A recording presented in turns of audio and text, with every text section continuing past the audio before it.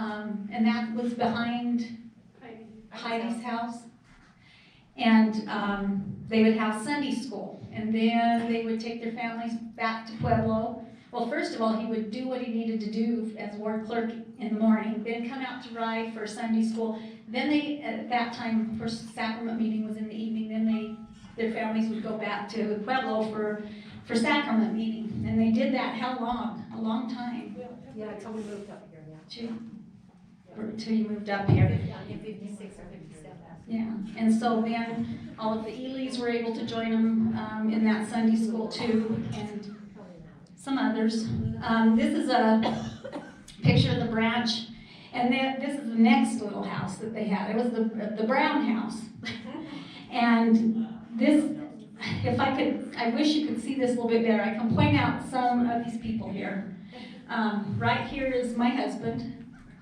We'll see some somersaults. I'm not sure if you can anymore. I think this is Sue and Nelda and their mom Merle. I think this might be Jill, that's baby.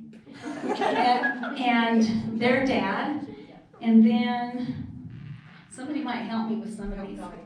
Yeah, I can tell there's Opal and Hiram there. That's Nancy Boyd right behind. Right here? Right in front, yeah. Oh. Boyd girl, yeah. Nancy Boyd. And who else can we recognize in there? There's Verna. Betty's right behind you. Yeah, I'm right here. I'm here. I see Shirley Aiken is right there, and Nancy Aiken. Nancy's right there. And I see Aunt Verna. And You have to point your finger right at it. I know, but you know, you won't remember. No, but we will because it's on video. I recognize Elaine and I see Verna. Abby. Yeah, that's Aunt Verna. Uncle David. That's what Howard Ely. And We're in there, Betty. Did you find us? Yeah, I see Abby and I there, the Jesse and Henry, and Huey, I think. That's Delane and Shirley, Nola, and my brother Bill, Linda Aiken. What's the dog's name? Hunters move out? That's amazing. They came out in the 60s. It really was. The first, So we had that many. I have over here the handwritten, when we had our first Sunday school meeting was July 15, 1956. And then it was a couple of years after that Uncle Hiram got his basement built and moved out and lived in the basement while he put the top hat on his house. And it was another year before my dad moved out full time because he really liked being close to where he worked until I got beat up by a teenage girl, and she really whipped me up. And I remember bleeding into the sink, and my mother turned on my dad and says, "Are you ready to leave yet?" And I thought I took the hit because that knows how to run. Let's see, I've got some quotes from Hiram's, from his history. He says, because there were several families already living in Rye who were members, it helped the branch to get its start. Merle Ely's family with her husband Howard, soon to be a member, and her children, Butch, Nelda, Susan, Howie, and her husband Howie, and Jill, and later daughter Jerry, Merle's mother Sarah Gribble, as well as Betty Aiken, Maymead's sister, and her husband Lyman, who was baptized later, with their children, Nancy, Linda, Shirley, were among those who helped us start the Sunday school. My brother Raymond and his wife May, with their children, Marcia, Betty, and William, faithfully came every Sunday with me and my family. My wife Opal, with our children, Hiram, Colleen, Delane, Nola, and later Carl. My sister Jessie and her family, and eventually moved to Rye with us. My sister Hazel, who also came to Rye often, and even gave the first donation of $10 for the building fund, which kept our vision on a building of our own. My brother David mainly came a short time later, off and on, with his wife and Verna and their children. And they did live here for a while too. We had Sunday school as faithfully as we could. Opal and Hazel played the piano for our meetings, and even sometimes my son Hiram, Sister Opal, had also had other callings, one of which was the branch clerk.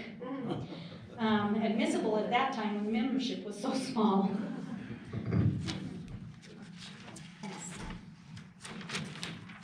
Now that I found my place here, let's see. Okay. Let's see. Okay. Is that? Is that Helen's? Yeah, this is a picture of the first baptism, which wasn't in a font. It was in the Greenhorn Creek, and this was Howard T. Ely, Howard Thomas Ely. That is their dad, and he was one of the first one that was baptized in the branch, and others came too. That's him. A picture of him, and there's their mom, and this is when they were all young. So there's Merle, there's their brother Butch, who's passed away now, Sue, Nelda, Jerry, Jill, and Howie. They're pretty cute. And then other people joined the church too. We don't know who everybody is in this picture, but there is this is Sarah McDonald, I think these are two missionaries. and this is the Grimes, the brother and sister Grimes. And what I hear is Brother Grimes, he had a philosophy that if you couldn't find a good church, you should at least join a good lodge. So, but they were converts. And you wonder why we have a picture of a skunk, but we have a couple stories here. Howard Ely's sister, Artie Helmig, also was in the branch for a short while. And one Sunday, probably in the Little Brown House, Sister Helmig came early to practice playing the hymns planned for that Sunday. And then President Hiram Smith came.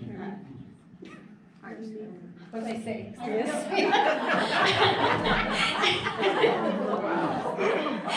Hiram Mead. He came early so that he could start a fire in the stove and prepare the sacrament and things. And he opened a closet door, and as he opened the closet door, he thought there was a fur coat laying on the floor, and so he reached down and found out it wasn't a fur coat. And then the story goes on to say that Sister Opal and her children came next to the church and found President Mead, President Mead and the pianist, Sister Helmut, on the top of the piano, and the skunk was going across the floor in front of him. And then this is President Gardner, and President Gardner was real influential in the church in Colorado Springs. He was there at the beginning. I think they moved there in 1936. But he also became a district president in the Western States Mission. And so he would come sometimes to the Sunday school meetings. And he even said that he had to spend one Sunday morning, they couldn't have Sunday school until they got the skunks out from underneath the building so that then they